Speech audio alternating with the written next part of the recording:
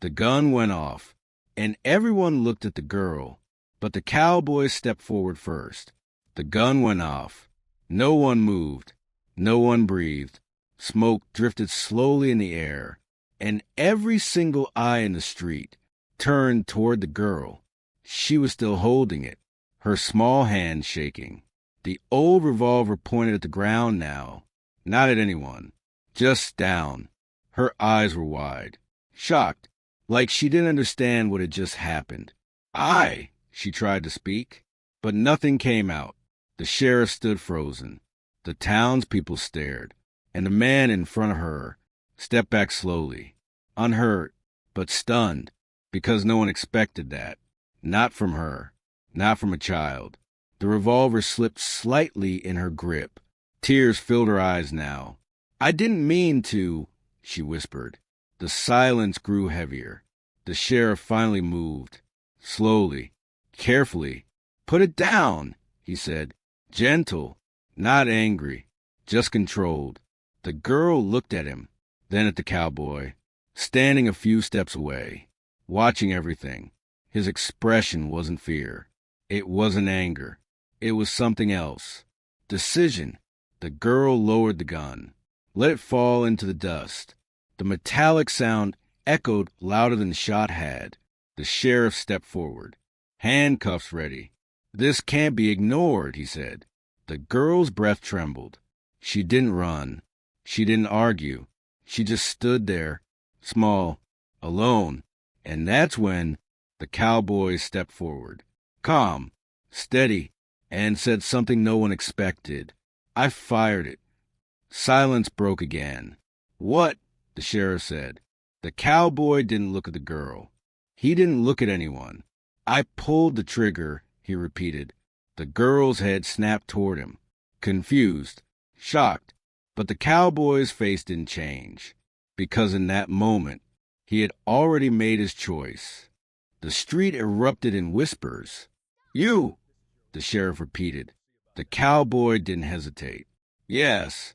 The girl stared at him, tears sliding down her cheeks now. "That's not true," she whispered. But the cowboy didn't look at her. He kept his eyes on the sheriff. "I handled the gun," he said calmly. "It went off in my hand." The sheriff studied him. "You expect me to believe that?" he asked. The cowboy's expression stayed steady. "I expect you to do your job," he replied. Silence. The townspeople shifted uneasily. They had seen it.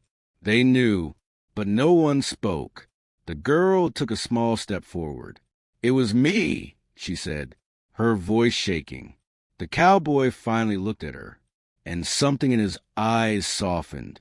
"Go home," he said quietly. She shook her head. "No." The sheriff stepped closer. "Why are you doing this?" he asked the cowboy. The cowboy glanced at the revolver in the dust, then back at the sheriff. "Because accidents happen," he said. A pause. "And children shouldn't carry them forever." The words hit the air heavy. The girl froze, understanding slowly spreading across her face. He wasn't protecting himself. He was protecting her.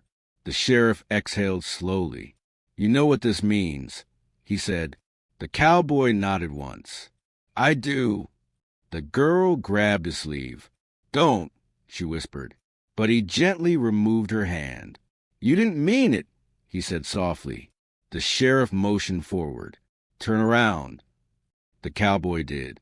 No resistance, no fear, just acceptance. The metal cuffs clicked around his wrists, and in that moment, the girl realized something. He wasn't just taking the blame. He was taking her future. The cuffs tightened. The sheriff stepped back, but before he could lead the cowboy away, the girl shouted, "Wait!" Her voice cracked through the street.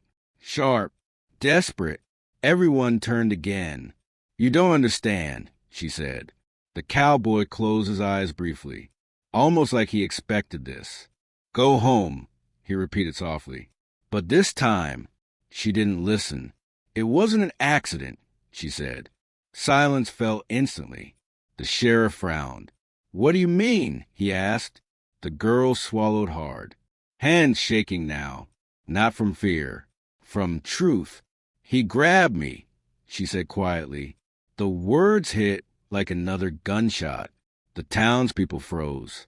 The man standing near the edge of the street stiffened. The same man who had stepped back earlier, unhurt, but pale. He tried to take the gun, she continued, her voice trembling but steady. It went off when I pulled away. The cowboy's jaw tightened, because that part was true. The sheriff slowly turned toward the man. Is that so? He asked. The man shook his head quickly. She's lying, he snapped, but his voice wasn't confident anymore. The girl stepped forward. You told me to stay quiet, she said. A pause. But I'm not. The air shifted again. Now the fear wasn't around her. It was around him. The cowboy looked at the sheriff. This is why, he said quietly. Not angry, not loud, just clear. The sheriff's eyes hardened. Remove the cuffs, he ordered one of his deputies. The metal unlocked.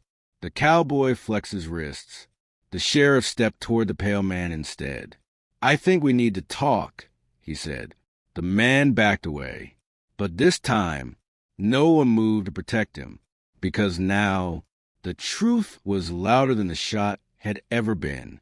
The man took another step back, then another. I didn't touch her, he insisted, but his voice had lost its edge. The sheriff didn't blink. Stay where you are, he ordered. The street felt different now.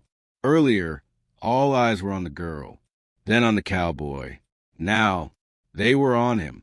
The man swallowed hard. You go believe a child? He snapped. The girl didn't look away. You told me no one would, she said. Soft, clear. The cowboy stepped slightly closer. Not threatening, just present. And that's why you thought you'd get away with it, he said calmly. The man's face tightened. I was just trying to keep her safe, he muttered. But even he didn't sound convinced. The sheriff stepped forward. You grabbed her, he said. The man hesitated. That tiny pause was enough. The crowd noticed it. Murmurs spread. Low, uncertain. You pulled at the gun, the sheriff continued, and it discharged. Silence. The girl nodded slowly, tears still on her face, but her back straight.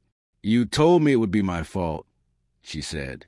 The cowboy's hands curled slightly at his sides. Control. That's what he was holding on to. Control. The sheriff turned fully toward the man now. I think you'd better come with me, he said firmly. The man looked around, searching for support, finding none, because the street had chosen. And for the first time, he wasn't the one in control anymore. The sheriff led the man away. No shouting, no struggle, just the heavy sound of boots on dirt. And then, silence. The street slowly began to breathe again. People stepped back. Whispers faded. Doors closed. Until it was just them, the girl, the cowboy, and the fading echo of what had happened. She wiped her cheeks with the back of her hand, trying to be strong, trying not to shake. You didn't have to do that, she said quietly. The cowboy looked down at her. Yeah, he replied softly. I did. She frowned slightly. No, she insisted. It was my fault. The cowboy shook his head. No, he said firmly. It wasn't. The girl stared at the dust where the revolver had fallen. I was scared, she admitted. And that's normal, he said. A pause. What's not normal is someone making you feel like you should be. The words settled between them. Warm. Protective. She looked up at him. Were you really going to take the blame? She asked. The cowboy didn't smile. Didn't joke. Yes. Her eyes widened. Why? He looked toward the jailhouse, then back at her. Because you deserve to grow up without carrying something like that, he said. Silence again. But this time, it felt lighter, safer, and for the first time since the shot, the girl allowed herself to breathe. The sun had started to lower. Shadows stretched across the street. The chaos from earlier felt distant now, like it had happened in another town. Another day. The girl stood quietly beside the cowboy, smaller than before, but stronger too. "You weren't scared?" she asked softly. The cowboy looked ahead. "I was," he admitted. She blinked. "You didn't look like it." He gave a faint smile. "That's part of the job," he said. A pause. "But being scared doesn't mean you're weak." The word stayed with her. The sheriff walked past him on his way back. He paused briefly. "You did the right thing," he told the girl. Then he looked at the cowboy. "And so did you." When he left, the street was nearly empty, just dust and quiet. The girl glanced up again. "Will people remember this?" she asked. The cowboy thought for a moment. "Maybe," he said, "but what matters is what you remember." She frowned slightly. "What do you mean?" He looked down at her. "Remember that you spoke up," he said, "that you didn't stay quiet." A breeze moved through the town. Soft, calm. The girl nodded slowly, understanding more than she had that morning. The cowboy adjusted his hat, ready to leave. But before he did, she reached out, not to stop him, just to thank him. And in that simple moment, she realized something important. Sometimes, the bravest thing isn't pulling a trigger. It's telling the truth. Some things children shouldn't carry, and some things adults choose to. Red Heart,